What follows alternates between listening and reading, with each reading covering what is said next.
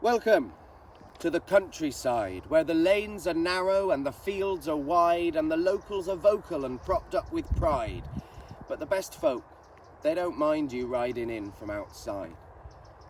Somerset in their ways, some are open to change, and like anywhere else here the natives have range. Far and wide we applied ourselves, my friends and me, to fight stereotypes that they give West Country folk like us. Let's discuss. We're not superfluous to requirements set in the capital.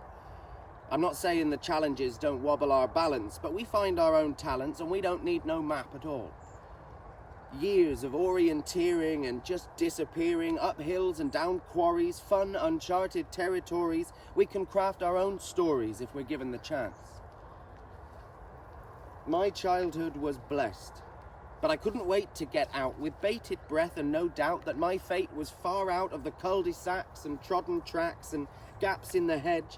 You're taking up too much room if you're not living on the edge. Kindly neighbours often asked, so where's he to now? He's holed up in old London town and he ploughs on regardless of how hard it is on his ego. But what I ask myself now is, where did the real me go? He moved to the big smoke to earn some applause, lost himself in the fog that the traffic does cause, a fog that descended and perched on my brow and stopped me believing I was achieving somehow. See, the last thing my grandfather said to me was, don't burn the candle at both ends. Well, I ignored that advice, burnt the candle from two sides, and 3 times in the middle, and those flames spread to my friends. We burnt candles, we burnt time, and we burnt cigarettes, and I logged up a memory book full of regrets.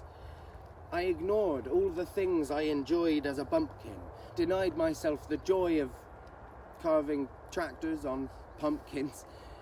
But there's nothing romantic about the struggle. Too many plates spinning to feasibly juggle. The cracks start to grow when the show must go on, and the city ain't the place for me to grind on too long.